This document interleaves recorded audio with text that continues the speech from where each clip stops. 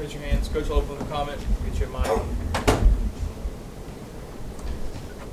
How we doing today? Good. I didn't think anybody would be here today.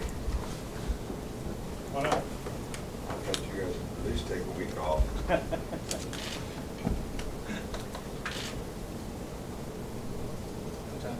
Not part of the process. Yeah. The business like this. Well, you know, this has been a good week. We had good work today. We were fortunate to be able to go outside a couple days, which I think, you know, the players probably welcomed a little bit. Get a little tired of practicing in the indoor all the time, but we had a couple good days of work outside. Each day this week, these last, 3 practices, and tomorrow we try to take something that Michigan State does and expose our players to, and so far, that's going pretty well. It kind of keeps their attention every day and gives us something to focus on and work on, and I've been pleased with the way, the work ethic, the way we've kind of gone about the focus that we have. We don't really have anybody that's injured or not able to work. A couple guys, missed a day here and a day there, but I think everybody's going to be able to go for sure when we're back on the 26th, and I think everybody will really be able to go tomorrow. So, tomorrow we're practicing a little earlier so the players can get out of here, and tomorrow can be their travel day, and they'll actually have 3 days off for the holidays, and so we're kind of pleased with where we are right now. We feel, the more we look at Michigan State, we have a tremendous amount of respect for their team. Their quarterback is really a good player. They've got good skill guys. They've got great balance on offense. Their defensive front guys really play well, hard to block. They run well. They play with really great toughness, as a team. So I think our players, really respect the team that they're going to play, and really focused on what they have to do to have a chance, to be successful at it. I'd like to take this opportunity to wish everybody out there a happy holiday. This is probably the last time I'll get to speak with anybody about this, but we have a lot of fans. We have a lot of people who support the program. We have a lot of folks out there that holidays are a great time to spend with people that you have relationships with, whether it's family or friends, and certainly this is not something that we shouldn't have be very, very thankful for and count our blessings, and I'm sure most folks out there realize that, and we'll do that. So, and for all the youngins, Santa Claus is coming in a few days. We'll start with Michael here in the middle. Just wondering, with your relationship with Dr. Rosen, Lonnie Rosen of Michigan State, does it get interesting at all with you guys playing the Spartans this time? Can you talk at all about that? Well, I don't ever want to create any kind of conflict of interest with Dr. Rosen. He's a special friend and has been a special help to our program for a long, long time, and we certainly have a great deal of respect for him and his loyalties, and he's been a great friend to us, and we really respect all the help that he's given us all season long. We probably wouldn't be in the position that we're in now if he didn't help us, and hopefully we'll be able to do okay against the team he'll be rooting for. Back on the right with Aaron. In the growth and development of Tim Williams, what does he need to do maybe become more of an every down linebacker, or is he maybe best as a specialist pass rusher?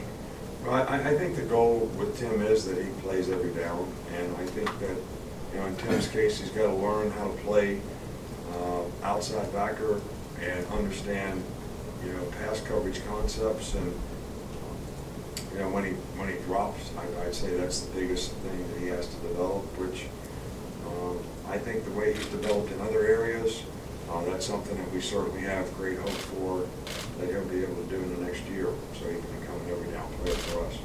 Back on the left with Matt. 2 quick questions for you, Nick. First of all, you mentioned their defensive front. What have you seen from, first of all, the linebacker number 30 and the defensive end number 89? Well, both their linebackers, 30 and 33, are really, really good players. Very instinctive, quick, fast. The way their front plays, they sort of define the gaps, and those guys are very instinctive and jump over quickly and play with great toughness. 89 is really, really a good player, a really good edge rusher, hard to block, can run, has has range, and he has been very disruptive and effective quarterback. Second question, just, it was such a long layoff between the SEC championship game and the playoff game. What are some of the things that you do to prevent any sort of rust whatsoever when the game does come down? And how has your approach to long layoffs maybe evolved throughout your career?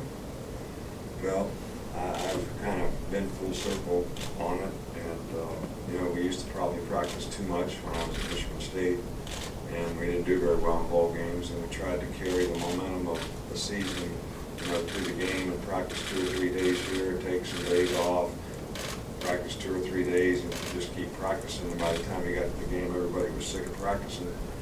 And then we sort of took the approach that worked a lot better, that it's kind of a one-game season, and we just take off, and when we start practicing, we practice, and that worked really well for us for a long time. And the last 2 years, that hadn't worked too well. So, this year we're sort of staying with the one-game theory, but trying to get the players to be a little bit more focused and understand the purpose of why we are doing what we're doing, and that's worked out pretty well so far. In the middle with John. With Kirby and Will Muschamp and obviously Jimbo and just a bunch of other guys who have worked for you and maybe you've mentored, do you take a certain amount of pride when you see guys doing well, whether they're in the NFL or whether they're head coaches? Well, I think it's not really, I'm happy for them. I'm happy for their families.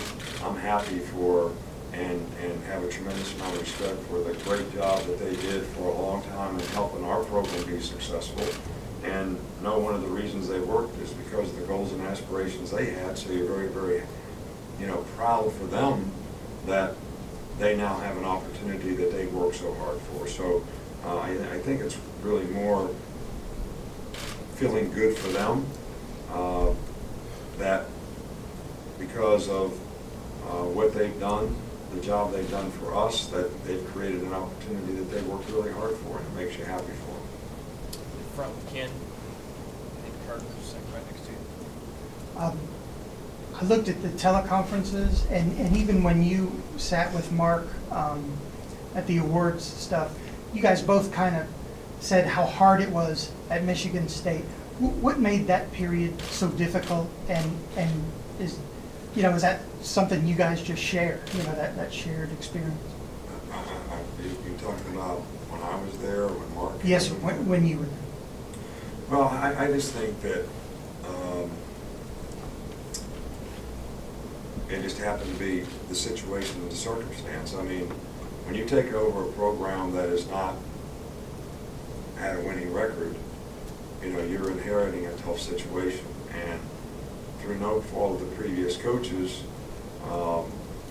there were some issues relative to scholarships, and that made it more difficult to have a full roster of 85 guys. I think we only had, 71, 72, 73 guys on scholarship most of the time until the last year.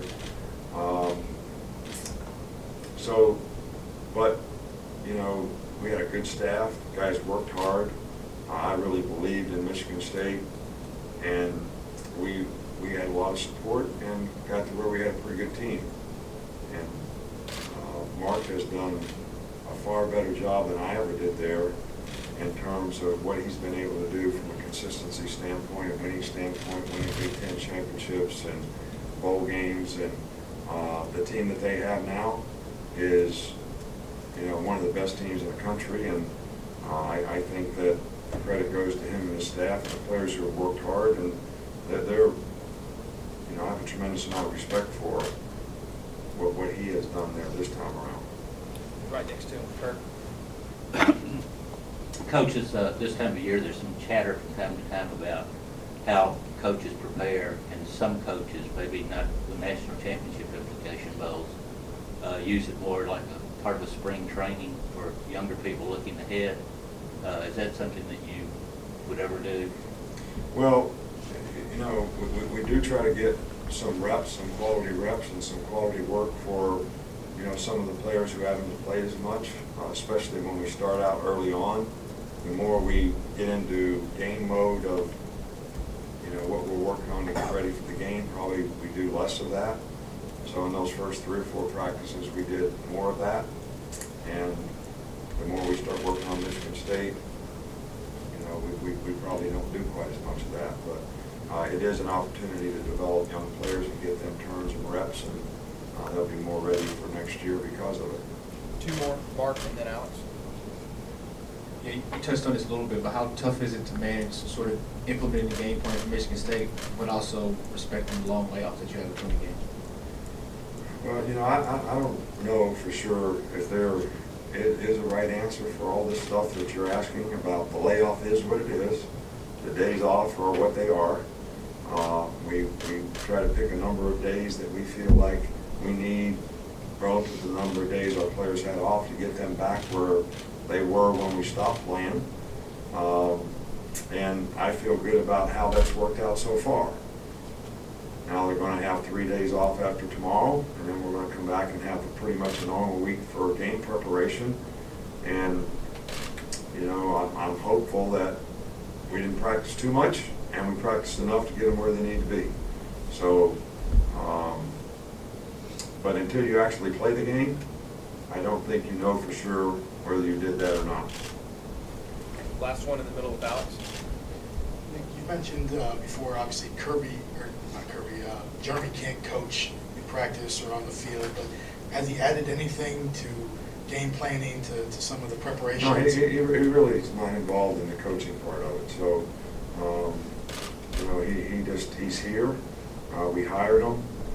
He's trying to familiarize himself with things that he can do to contribute in the future. He knows a lot about our system, so he's trying to learn that, or any changes that we made in it. Learn about our recruiting and where we are in recruiting and who we're recruiting, and trying to familiarize himself with some of those players and help us in that regard. But there's nothing really to contribute on the coaching side of it, as that's not what you're allowed to do. Thanks, Coach. All right, thank you. Thanks, guys.